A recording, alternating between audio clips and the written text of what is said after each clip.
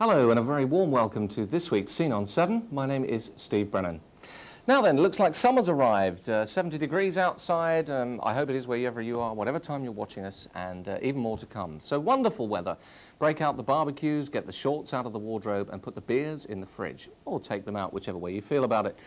No doubt we'll have 1 week of warm weather, and despite the wettest winter in history, a hosepipe ban will be brought into force immediately. Let's hope not. A little later, Jackie Berkshire from the National Garden Scheme will be telling you how to get the best of the weather and where to enjoy the most beautiful gardens in and around our area for a very worthwhile cause. But meanwhile, here's the rest of this week's lineup, Scene on 7. We're not looking for the new James Bond, but we do want to know more about clay pigeon shooting. Jeff Oliver has the answer. Patricia Mitchell visits an exhibition all about systems and gadgets for the disabled and elderly. Steve Hyland comes eye to eye with a health expert and she discusses his flatulence.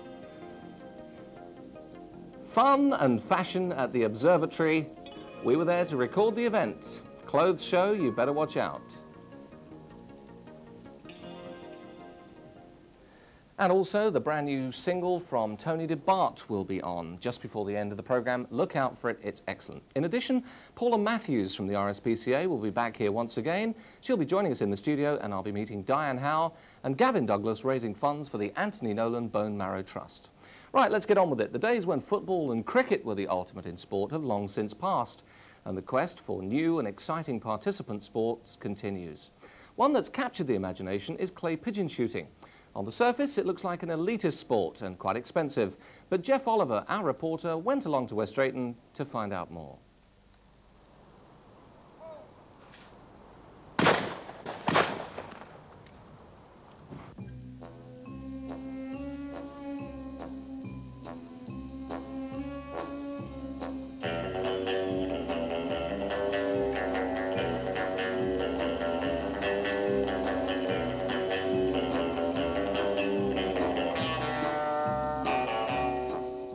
That gunshot noise in the background, you may be forgiven for thinking that Scene on 7 have sent me out to a war zone.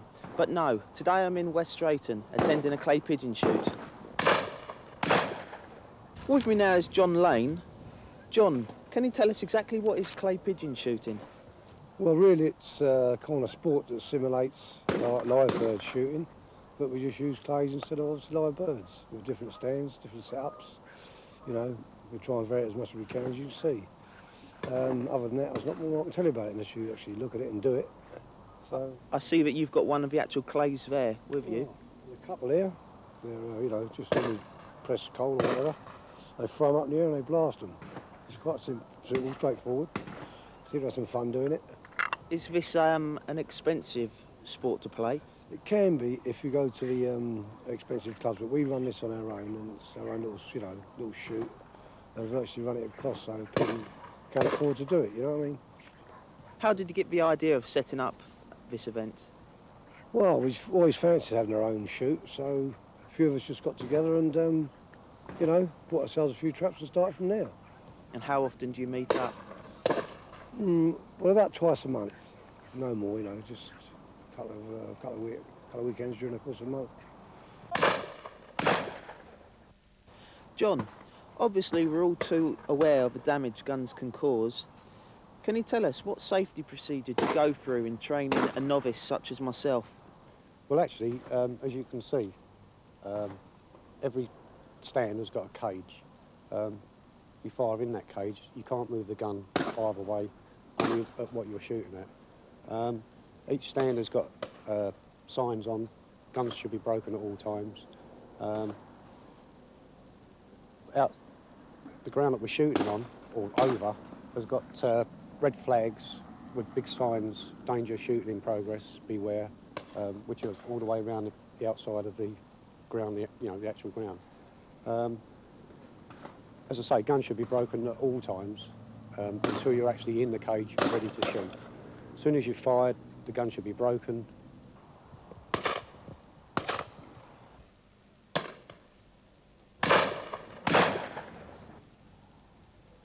Well, this is a typical clay gun, over and under, barrels on top of each other. That's the most important, the safety catch. When the safety catch is on, the gun won't fire. Right? So every time the gun's shut, the cartridge is in it, the safety must be put on. As soon as you're ready to fire, push the safety off, you're ready to go. Right. Same thing again, when you break the gun, once you've fired, even though you fired both barrels, when you break the gun, put the safety straight back on. It's a standard common sense thing. I've always wanted to give this a go, so here we go. Here you go. Right, so you put basically, safety's on, right? Once the cartridge is in, slam the gun up, right? Into your shoulder, nice and tight. Yeah. Slightly forward, so you're balanced. Yeah. Right. When the bird comes out, or just before the bird comes out, push the safety forward. Yeah. Pull, bring the gun up underneath the bird. Yeah. Pull the trigger. Okay, and then release it after. And then as soon as you're fired, bring the gun down, break it. Break it. Okay. Right. Simple as that. Pull. Oh, yeah. Didn't say anything about the noise though, did I? And try it again. Actually, the kick weren't that bad. It was the noise that took it away. Yeah, No. Because you weren't used to it. Yeah. So you weren't expecting the loud Yeah. the loud thing. Try again. Sorry, I forgot to put it for safety. Yeah, that's right. Right. Slim it up. All right. Put it in nice. Put it nice. All right. Come up underneath the clay. Get the end of the barrel so you can't see the clay and pull the trigger. What? So okay. Yeah. Right. All right. This is a deafened Jeff Oliver reporting for Scene on 7. Oh.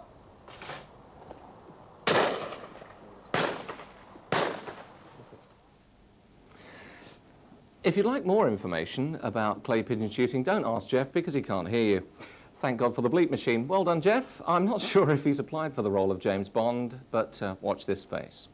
Now, several years ago, in fact almost 20 years ago, the nation was touched by the plight of a young boy, Anthony Nolan, and subsequently the trust that bears his name was set up. For patients suffering from the relevant diseases, it's become a genuine lifesaver. And Gavin Douglas and Diane Howe are here to tell us all about a new initiative to raise even more money. Welcome to WMTV, both of you. Great to be here. Gavin, we'll start with you. You suffer from aplastic anemia. Can you tell me exactly what that means? It's a problem with the bone marrow. It's caused, not really sure how it's caused. Never mind, we'll put another 5p in the meter. Just keep going, keep going. Yeah, it's a problem, and it really stops me from going abroad to certain places where the health facilities aren't up to scratch. It stops me from doing lots of exercise because I get very tired very easily. Right, it's had a major effect on your life, obviously. Yeah, it's really had a large effect. Right. Despite that, you managed to live an active life, and we'll come to that in a moment. Diane, you're the National, let me get this right, Appeals Manager for Central England. Where does all the money come from?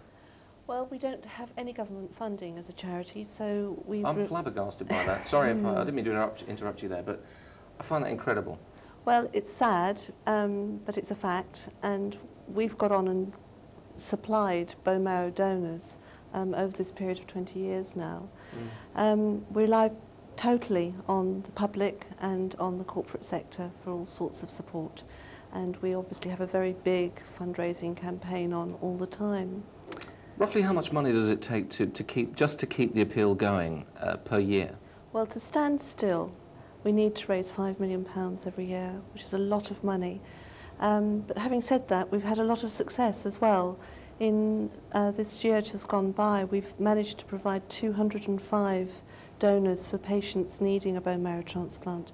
That's given those people another chance at life, because otherwise they would have been facing certain death. Or at least a better chance. It's given them a 50-50 chance, which is better than no chance at all, which, as I say, is the alternative. So that's the success that we're talking about. But if I tell you that we had 3,000 requests for donors and we weren't able to provide those because we hadn't got identically matched donors to the patients, that means that every time we have to put somebody new onto the donor base, we have to find £50. It costs the charity £50 to fully tissue type you, and we have to find the money from somewhere. So we have an ongoing need, and as I say, down to the public once again to put their hand in their pocket. It is, but I think this charity is so worthwhile because you know that the money that you are raising or donating to the charity is going to straight away give somebody the chance of it's a proven success. fact. Yeah. Gavin, you're obviously in a better position than most to discuss this with us, because this disease, I hesitate to ask you this, but it is actually life-threatening for you personally, isn't it? Yes, yes. Again, I hesitate to ask how you feel about this. Obviously, totally distressed about the news, but I mean... Yeah, it's very off-putting when you find out. It's a very, very mental thing. It can really screw you up badly. You're past that stage now. I'm past that stage now. I'm looking forward. I've had a slight reprieve from... I was due to have the bone marrow operation in January. What was the initial diagnosis? I mean, they obviously said that you had aplastic anemia. Yeah. What was your life expectancy when they told you this? It was going to be January before I had to have an operation. Now it's been put back to this coming December. So I've had like an 8 or 9 month reprieve. It's been great. It's been great. Can they put that down to anything in particular, or just because you're fit and healthy? Or I think the fit and healthy does help, although it can vary. I may go into hospital next month. It could vary that easily. Are you on some sort of bleeper system for a bone marrow transplant? No, that's not necessary at the moment. The actual transplant involves a lot of hospital work. I need to have chemotherapy to remove my bone marrow. I have to be in hospital for up to 8 weeks before the operation. Right. Diane, without the funds, obviously aptly described by Gavin, the research, the development, the potential for a cure is nowhere. That's right. What is the prognosis in your case? Well, the charity, as I said, is being successful, but there's a lot more opportunity out there. We need to find a bone marrow donor for Gavin. We haven't identified a donor for him yet. So we're talking about a real person here who needs a bone marrow transplant. His only chance of a long life ahead of him is if we manage to find that magic person that has an identical tissue type. And the difference, of course, where this type of transplant is concerned, as opposed to heart transplant, is that the donor is going to remain alive. That's right. Sorry, I mean, it sounds like such a simple thing. It is. It is a very, very easy procedure. You can donate your bone marrow under general anaesthetic, but to join our bone marrow register and to actually do the tissue typing exercise is just a completely simple blood test. We're going to be giving some information out a little bit later about an address, etc.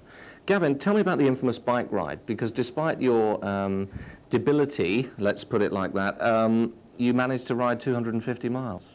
We did ride 251 miles. Right. That extra mile was a killer. I bet it was, yeah. It was. We did the bike ride from the Friday the 22nd to Sunday the 24th of April.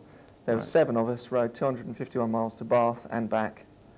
In 3 days. So it was. So the equivalent of almost 10 marathons on a bike. Yeah, yeah. And the legs and the backside are a little bit painful. The backside was very, very painful. The neck and the arms, something you don't really think about, were painful as well. Although the 7 of us, it helped pass the time. Right. 7 hours on a bike each day. Right. Well, it's still a fantastic achievement. And how much did you raise from that? We're hoping to raise, at the moment, we've got up to £1,400, which will help considerably, hopefully. Excellent. If anyone out there would like to make a donation, contribute, put themselves on the bone marrow database, yes, what should they do initially, Diane? If they can contact me at the Oxford Regional Office. We're going to put that address up right now. That's Diane Howe, 0865 875 757. That's 0865 875 757. Or 0865 890035, that's evenings and weekends. The address will also be on the Moving Magazine. Wish you luck. What can I say? Gavin, take care of yourself. Thank you very much. And we look forward to hearing good news on your progress. Thanks very much. Thanks for joining us today. You. Thank you. At long last, it seems that those involved in technology have taken into consideration the needs of the disabled, as an exhibition of useful gadgets and gizmos was held recently in Reading, and Patricia Mitchell went along to find out more.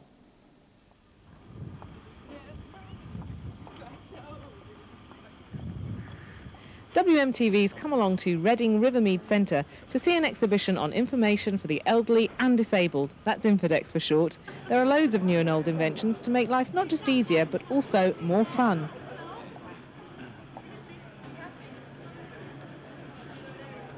This is the latest in wheelchair technology that allows you not only to go along the ground, but also up the stairs. I just have to press that, and I'm away. It's quite good fun, this, actually. Okay, so you could operate. Now all I have to do is press one key to speak. Welcome to Infodex. New paragraph. You are watching a demonstration of voice-controlled word processing. Period. New paragraph. Voice console. Go to sleep. David, you're Managing Director of Rehab Tech Limited. Could you tell us what you've got on offer for people with disabilities? Well, what we have here is two basic systems. One is infrared control of the house and the environment. This enables people who have disability to open doors, entry and exit of the main house, open and close curtains, operate the TV and the video, lights and necessary functions which otherwise would be impossible for them to do. The second system is involved with computers, where it enables them to operate computers with special inputs. For instance, if they are not able to use a keyboard, then they can use a single switch, which will enable them to word process and produce documents, and enable them to speak those documents out through a voice processor. And the second system works the other way, where people can actually speak to a computer, enabling them to produce documents on a computer screen at about 40 words per minute, entirely without touching the keyboard. Could you show us, for example, the stuff that you've got for the environment? Certainly. First of all, most of us are familiar with an infrared handset for television and video. What we do is add a third possibility using infrared control. So, for instance, here we can switch on a light using a keypad. This is fine for people who are able to use fingers on a keypad. For those who cannot, then we teach the system such that it can be programmed onto a scanning device. And this device can be operated by a single switch. Now that switch would depend on the disability of the person. It could be a head switch, or an eye blink switch, or a voice control switch. So we assess the person, find the switch that's comfortable for them, and with that single function, they have access now to up to 50 or 60 other functions by way of this small device. So they can control the whole of their house just as you or I can.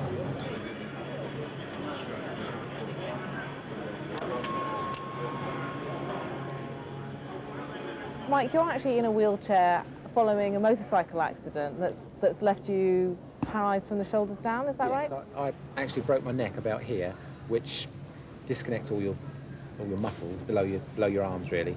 Right, but you still managed to get out and do all sorts of things like rugby, sailing, flying. Yes, I think you're limited to your imagination if you're disabled. There's so many things to do out there, and it's just a matter of letting people know you want to do it, and they'll arrange it for you. You have got some amazing equipment here. For example, it's a microlight, is that right? Yes. First of all, let me put you right. It's not mine. It's not yours. Okay. That's just wishful thinking. Perhaps you could tell us a little bit about what's actually been done to it in order to get people with disabilities to be able to use it. Okay. Well, technically it's a shadow microlight aircraft. The only difference to the normal aircraft is it's had an extra control added, and the foot controls have been transferred to that hand control. So you can effectively fly the aeroplane with just hand controls.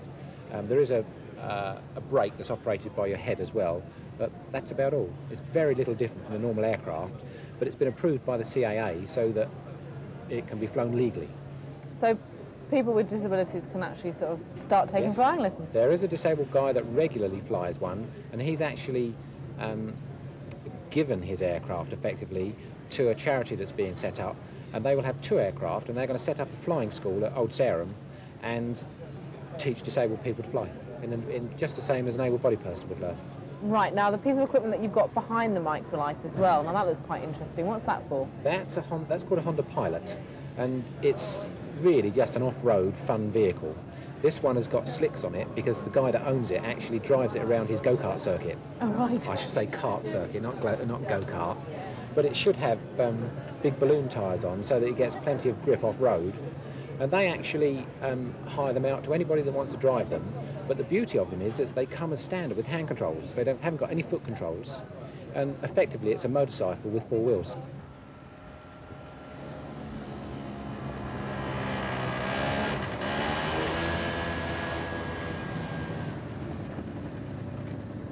This is a Nippy and it's been around for about 10 years. Basically what you do is you wheel your wheelchair in on the ramp, pull the ramp up, it's a very easy mechanism, and then basically turn your key, press a button, and you're off. It's roadworthy and it takes petrol, and I think it's pretty brilliant. I think I might swap it in for my Mini.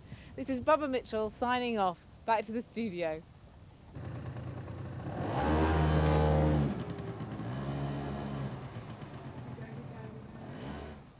Bubba will never make the motorbike Olympics, but there we go.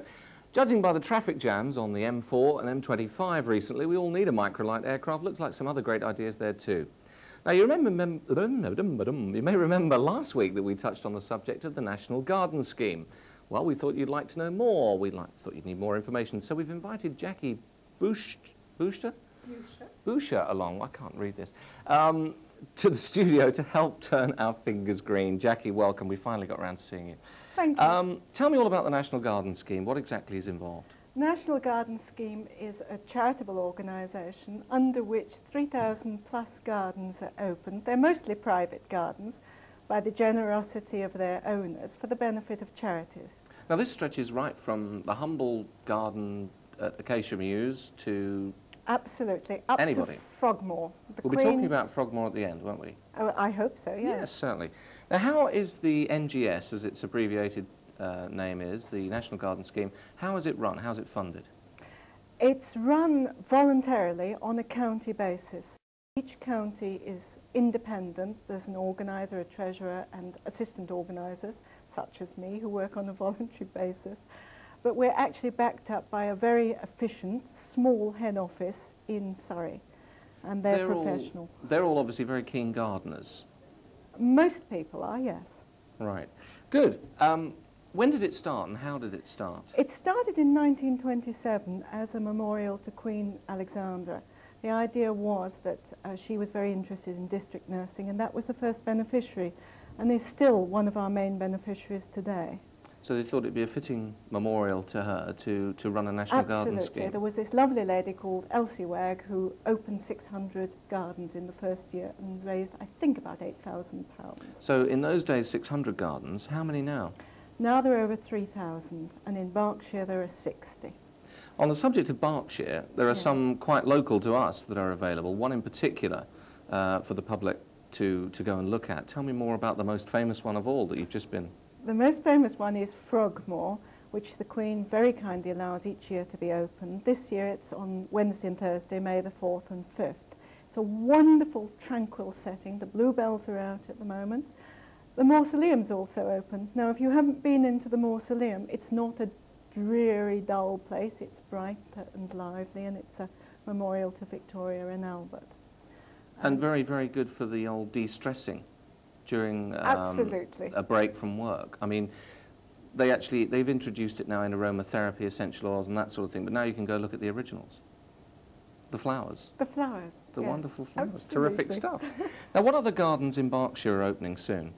Well, the following Sunday we go from one extreme, Frogmore and its enormous space, to the smallest garden in Berkshire, which is Jasmine House, which is halfway between Windsor and Maidenhead, but actually still in Windsor. And that's between 1/3 and 1/2 an acre. And there are over 150 different types of conifers in that garden. Other trees, birches with peeling barks, beautiful bonsai, and you would think that you're in a garden of 2 or 3 acres. It's quite incredible. I have 1/3 of an acre, and I couldn't do anything like it, and it's something that people can learn from. It's inspiring. Absolutely wonderful. But of course, they're not open just in the summer. I mean, there are spring gardens as well. I mean, spring flowers are very popular. People are decorating their homes in country garden style with spring flowers. And of course, then there's dried flowers to look at. Yes, absolutely. I think the spring gardens have been very popular. mostly the open spaces and daffodils. Now we're just starting into the herbaceous borders, and another garden that's open is in Cookham, the Odney Clump, which is rolling acres down to the River Thames. And I was there this morning, and there are magnolias, which are beautiful and herbaceous, and just a beautiful, peaceful scene that people Wonderful can go stuff. for a day out. My mum loves this. My mum actually does the flowers that we have on the desk every week now, and She does she's them very interested. beautifully. You like those, do you? Absolutely love them. Good, Yes. good. Now, can any garden be accepted in the scheme? No, not any garden. Does it have to meet a standard? Mine wouldn't do, for example. There are certain standards. Obviously, we have to keep the standards very high. The most important thing is that the garden's interesting. You don't want to go and see a garden that has no interest. And the other thing is that it needs to be of a certain size in that it takes you a time to go round Right, it. to cope with the visitors and make it value for money. Well, more that, yes, the fact that it needs to be sort of 3/4 of an hour to go round it. You don't want to go to a garden that you can see everything in 5 minutes and that's it. The charges are very small for going round, but all the same, you want. It's a nominal able to fee, as see you say. It is a something. charitable Yes. organisation, and most of them are all contained in this book. That's right. The Yellow Book, as it's known. Now, people can buy this book in most bookshops. Yes. It's available in most bookshops, some garden centres.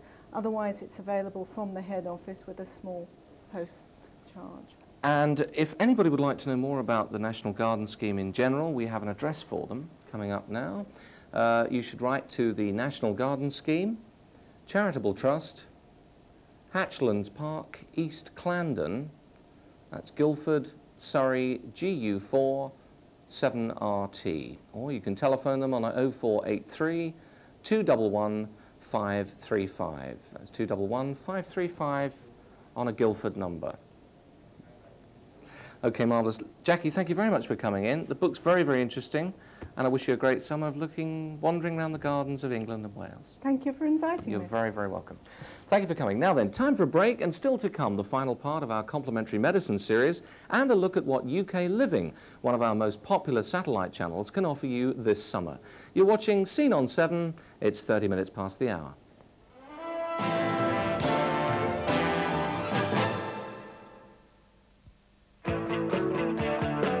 Oh, you come with the sun. You come when it rains. Through big city streets and small country lanes. Come in to help me whenever you can. Oh, you come if you're rich. You come if you're poor. 'Cause everyone's welcome through my door. So won't you come and help me, whoever you are?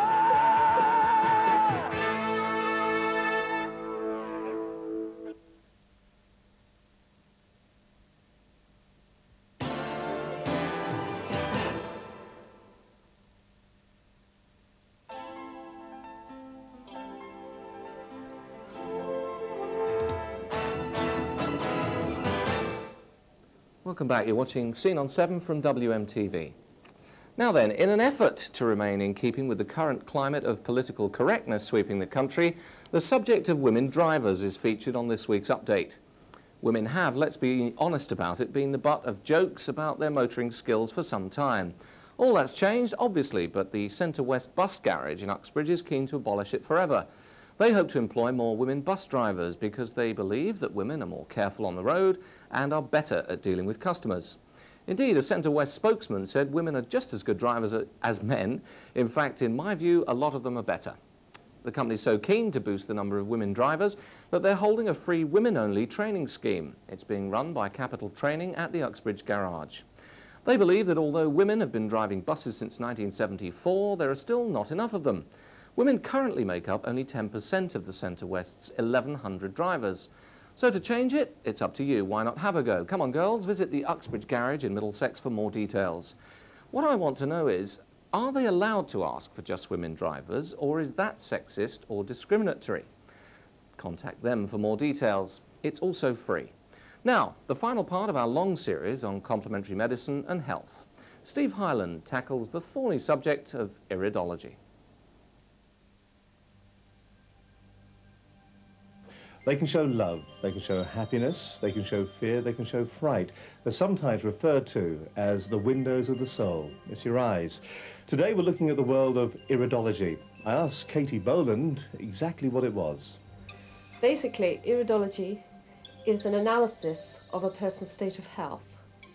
A person's health is recorded through the nervous system in the eye, basically, because the nerves surface at that point. Now, just how comprehensive is that? What can you see, for instance? Is it all illnesses? Is it just particular illnesses? What exactly can you see?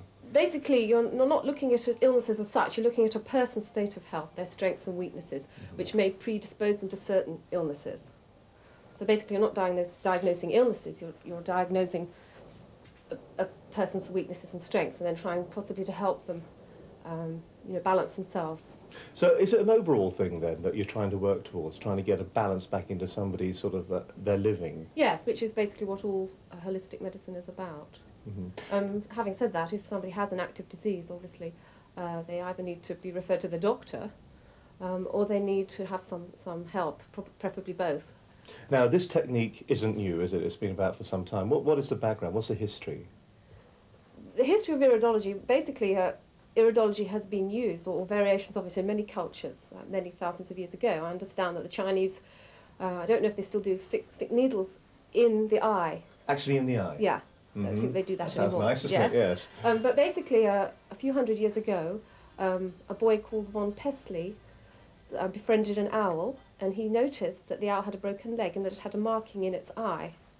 Basically, this marking extended itself from a dot to a line, and as he held on to the owl and for several weeks, and as the break in the leg healed, the marking disappeared and it changed colour. And so it was representing the stages that a person of healing, a stage of healing. Yes, the healing process basically, which is reflected in the eye, and certainly iridologists can see that.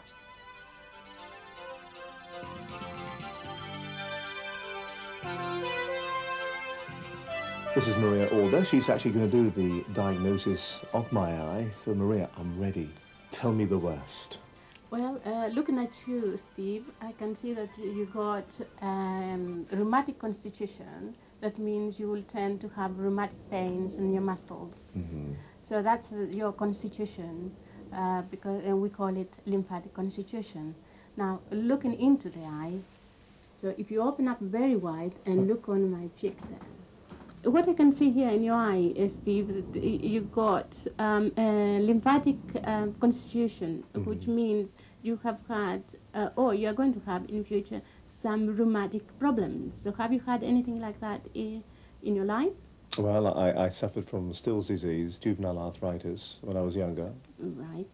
I can also see that you got acidic stomach, which means you are not digesting your food properly and will tend to produce flatulence. Is that so? Do you suffer from that? Well, all right then, yes. Yes, I do, yes. Also, you do suffer from low back pains. Yes, I do. And you crave a lot sweets, and you have very low energy, especially in the afternoon. And sometimes really severe tiredness. Is that true? The severe tiredness is true, and also the lower back pain as well. Pain. Yes. Now, does that mean then that the eye over a period of time will change? So, for instance, say I address the things that are causing those problems, yes, and I was to come back to you in 6 months' time, with some of those problems resolved, will the eye have changed its profile, the way it looks? In 6 months' time, the pigmentation will change, especially if you avoid it in pre-diabetic situation, no sugar. If I haven't said already, basically a lot of what one sees is genetically determined, and some of what one sees is a result of, as you say, lifestyle. So one's looking for both of those things. But basically looking for colour, texture, markings, that various different shaped markings that have different meanings, lines, things that represent muscle spasm or nerve irritation. Basically the shape, not only of the iris but of the pupil, and also certain markings within the white of the iris sclera, but that's really an adjunct to iridology.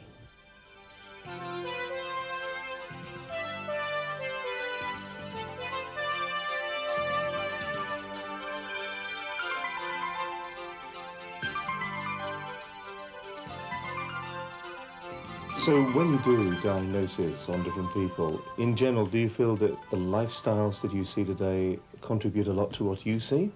Yes, and also I see genetic weakness. That means if your family has had genetic illnesses, perhaps you will be prone to those weaknesses. Doesn't necessarily mean that you are going to have those diseases. Mm-hmm. Now, from your point of view, it's a very interesting science. How did you yourself get interested in it? I was diagnosed back in 1986 that I was going to be very ill, and I had a lot of problems with my neck. And I was so impressed, I went and took the course, which was a 2-year course, and it was run by James and Sheila Colton at the iridology school in Bournemouth. It isn't mainstream medicine, so the situation that you must find yourself in, that you're lumped with, shall we say, nearly astrology and other alternative forms of nearly prediction to a certain extent. I mean, how do you feel about that? With this particular method of diagnosis of the state of your health, is not really prediction. It's what you see, what your actual nerve endings is recording through the changes in your tissues into the eye. So they are not something which this is an actual fact. So it's a real fact. This is what's really happening. Fact, yes, exactly. To learn the skills, the techniques, you said you went on several courses. How long does it actually take? Iridology course took me 2 years, And part-time. when you finish the course, what do you end up with? What do you come away with? I was qualified with a certificate in iridology. And can you actually go on and do sort of further courses to gain more experience? Yes, there are further courses, and I often go back to the school because new research comes into light, especially with a lot environmental changes. So we have to learn the new diseases or the new markings, everything which will be recorded in the eye. We haven't had that opportunity to see before. And how do you feel traditional medicine views the whole subject, the whole area? What are their views on it? Some doctors do believe in iridology, especially in Germany. They use it quite a lot in the States, and Dr. Brennan, he's the founder there, and he used iridology quite a lot. In California, and I've got quite a lot of American patients, they believe strongly in it. And in this country now, a lot of doctors do use it. And this method also is preventative medicine, because as I said, you are predisposed. So in future, perhaps you will tend to get rheumatic problems. But if you change your lifestyle, less stress, less drink, no sugar, and exercising, then perhaps you will avoid those problems. Sounds like I'm going to have a whale of a time, doesn't it? Yes, yes. Mira Alder, thank you very much indeed. It's been very interesting. Iridology. I found out a lot about myself today. Thankfully, I have a strong constitution, so I should be around for a little while, but it may be perhaps a change in lifestyles. For WMtv, this is Steve Hyland. Thank you, Steve, and also to Patricia Mitchell and Will Kinder, who co-presented that series. Sorry about Steve's flatulence, by the way. I hope it didn't spoil your enjoyment of that particular item. And there is no truth in the rumour that he is solely responsible for the ozone layer and environmental damage. All right, opportunities to work in broadcasting or the theatre are few and far between. So the more training you can get, the better. The Beck Theatre in Hayes in Middlesex are doing their bit. They're running a summer youth project. It begins on Sunday the 8th of May at 10 o'clock in the morning, and they're looking for stage, lighting and sound technicians, and also marketing and publicity people on that day. On June the 19th at 9 in the morning, they want young actors, singers and dancers to go along and audition. The Beck is a delightful little theatre, and this is a real chance to get your foot in the door or to put your feet on the stage, more appropriately. If you'd like to have a go at it, write to the following address, Project 94, the Beck Theatre, Grange Road, Hayes, Middlesex, UB3 2UE. That's UB3 2UE. No phone calls, please, and don't forget a large stamped addressed envelope inside. The Observatory Shopping Centre in Slough played host to a recent fashion show in Slough, and they were raising money for the Mayor's Appeal, which is for a very worthy cause indeed, the breast cancer scanner. We were there to record the action. Cue the music.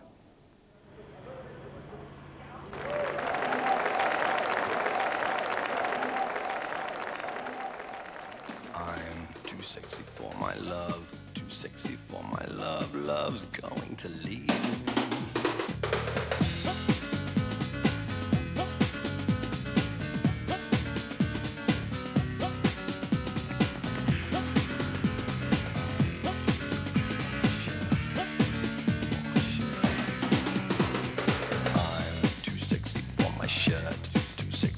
Shirt so sexy it hurts, and I am too sexy for Milan, too sexy for Milan, New York and Japan. Well, the idea started off both at Herschel and the observatory, and through our previous connections we actually got together and decided to do it actually at the observatory. Disco dancing, I'm a model, you know what I mean? And I do my little turn on the catwalk. Yeah, on the catwalk. On the catwalk, yeah, I do my little turn on The children, or the students rather, have been practicing for months and months. As soon as we started with the idea, they were so enthusiastic. They've just been practicing every day. Oh my gosh, going full speed ahead. Yeah. Fantastic.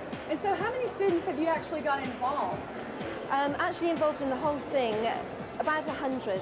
Oh gosh, and how many are modelling? Up to about 70. and I'm too sexy for my hat, too sexy for my hat.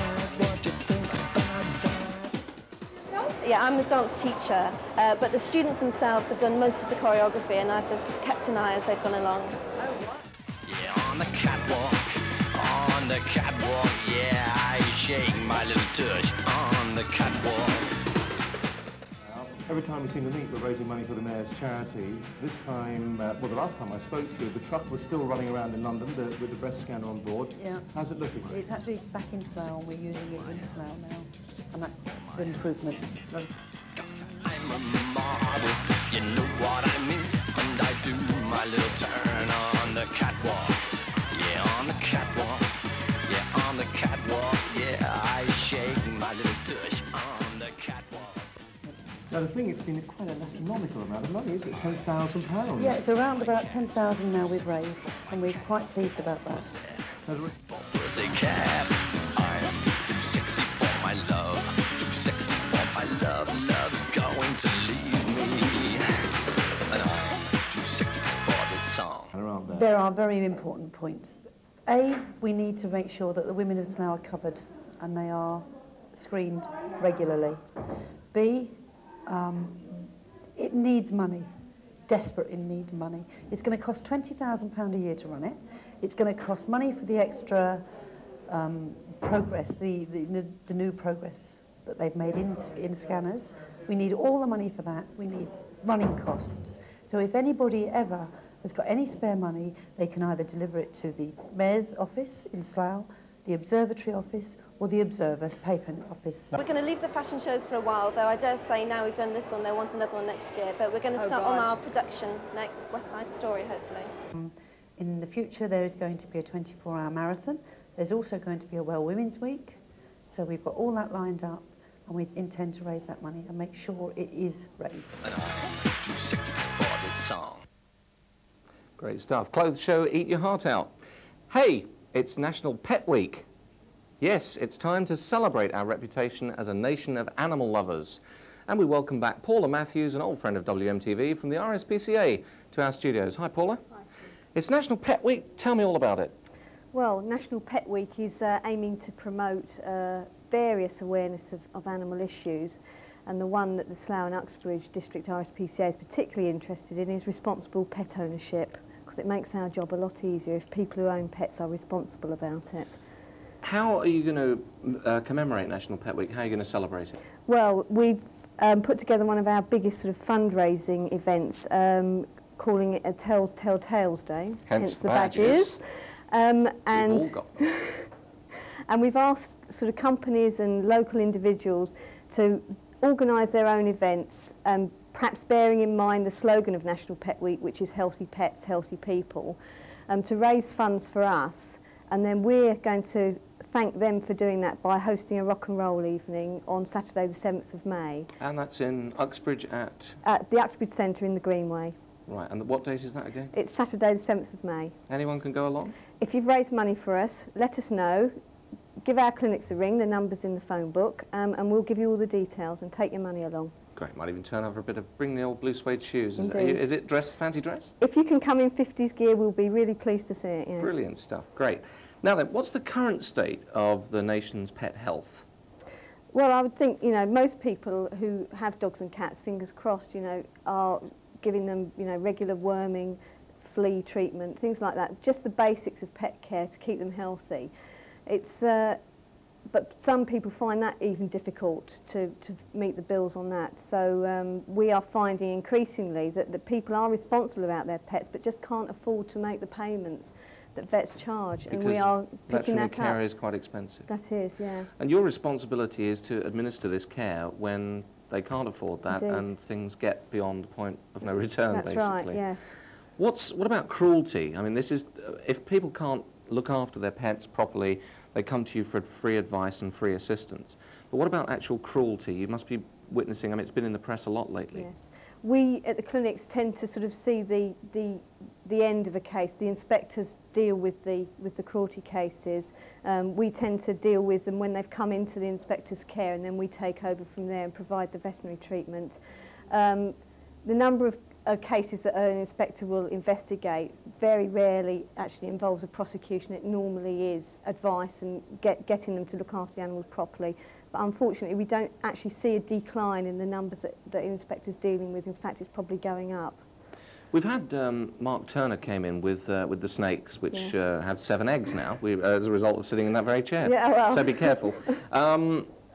And we understand from him and from what we talked about earlier that there's been a dramatic rise in the number of people buying exotic pets, tarantulas, snakes, birds, that sort of thing.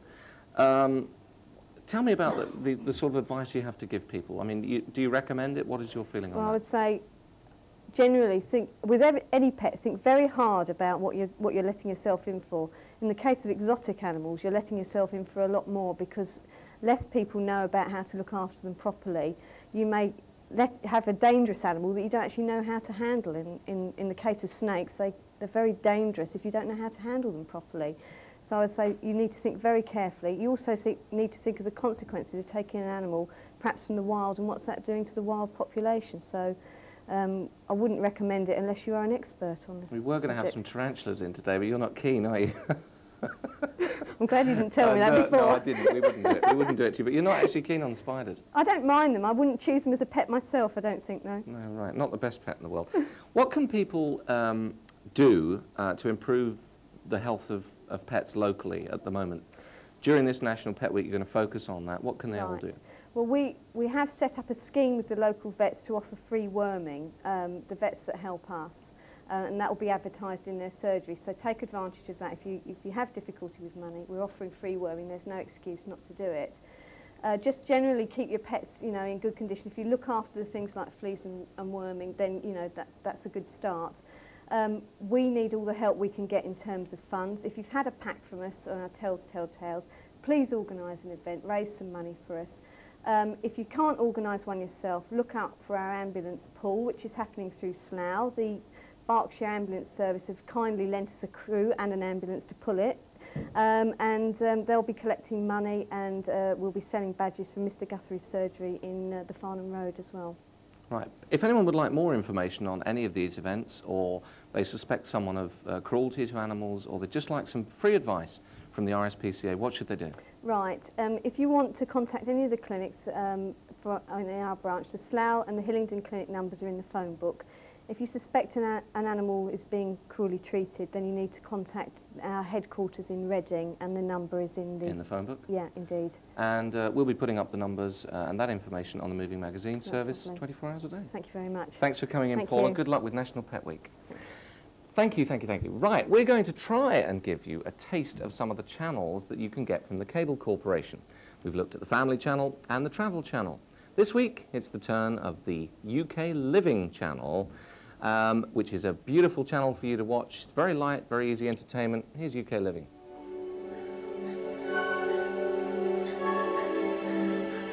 Only one television station has doubled its audience share since coming on air, and its programming is designed exclusively for the way women live their lives today. UK Living is the only satellite station to produce original programming on a daily basis. It has continually refined its style and built on its successes to produce a winning formula. Jane Irving continues to provide a focus for the daytime schedule with her successful Practical Living and Living magazine strands. Hello there. Now, I don't know if you've ever had the experience of going into a garage with your car and had the old, ooh, that's going to cost you, darling, you know. Gosh, I think all the Tory MPs will be praying they don't get any dodgy Valentines today, actually. From the time when your mum buys you your first teen bra, guys, supporting the boobs can be a bit of a problem. OK, I think that's enough technicality, don't you? One foot, wipe it with the other foot. Oh, brilliant. And he doesn't always eat his food like that, does he? Not at all. Phew. There's a new addition in the shape of TV's latest star. And if you guys stick with it, you'll get there. UK Living welcomes Mr. Motivator's Mornings, the nation's #1 fitness instructor and best-selling video star, bringing an extra sparkle to the summer.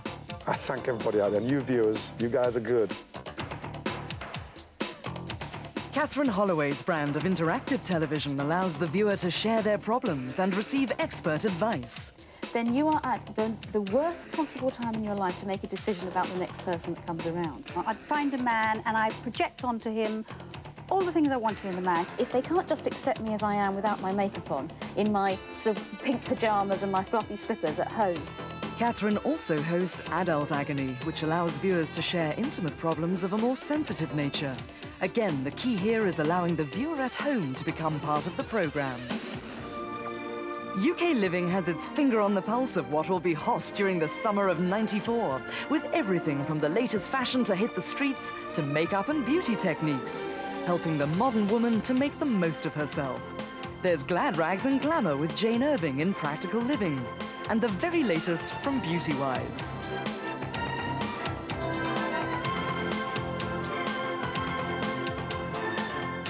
A feast of summer delights heralds the welcome return of Mediterranean cookery, as well as regular advice from Britain's best-loved chefs. Here's one favourite who proves you don't need a lot of bottle to be a truly great cook. Here's one of me, enjoying myself.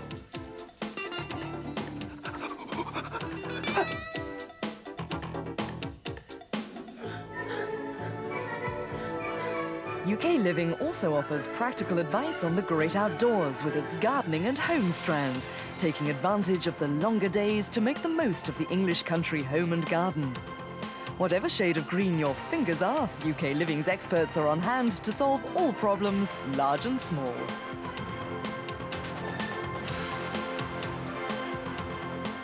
Working women get an opportunity to catch up on the best of Anne and Nick, with a second showing on UK Living while they take their summer break from the terrestrial channels. Kilroy's as contentious as ever in his own best of compilation. Can you give me examples? I'd rather not. I know that. After work, play, and plenty of fun and relaxation with a great lineup of summer entertainment and escapism. The craziest quiz and game shows provide a welcome break from the working day. Yeah, let's go naked romping through the woods. All right, all right. Old favourites like Infatuation are joined by new favourites like Cagney and Lacey, the top cops who won the viewers' hearts with their inimitable style. And Charlie's Angels stays on into the summer season by popular demand. Our successful Tough Stuff season continues to thrill with a lineup of adult films with stronger themes and a cutting edge.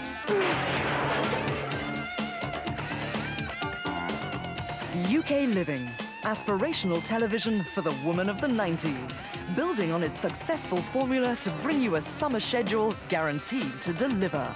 Remember, UK Living is Britain's fastest growing satellite station. There you go. UK Living can be found on Channel 33, and as I said, it's great. We'll be preventing you from becoming a surf potato by giving you a glimpse at our other channels in the near future. Time now for some music, and as is our wont, riding high in the top 30 should be #1 as you watch it. Here is Tony DeBart, and this is The Real Thing.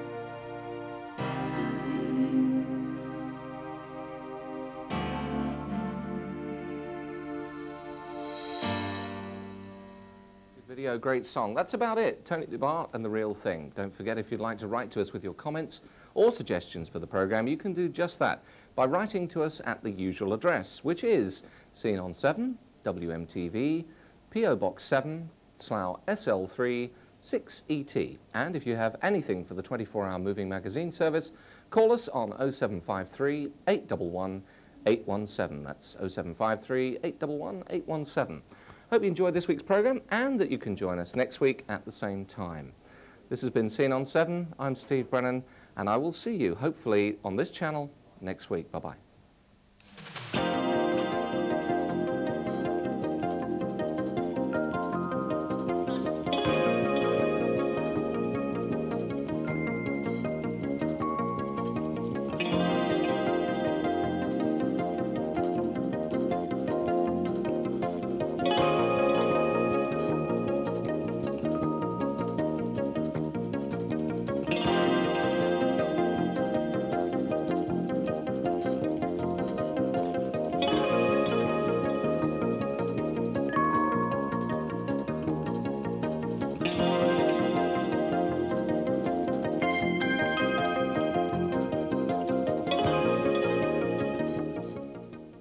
Let's have a good day, lads.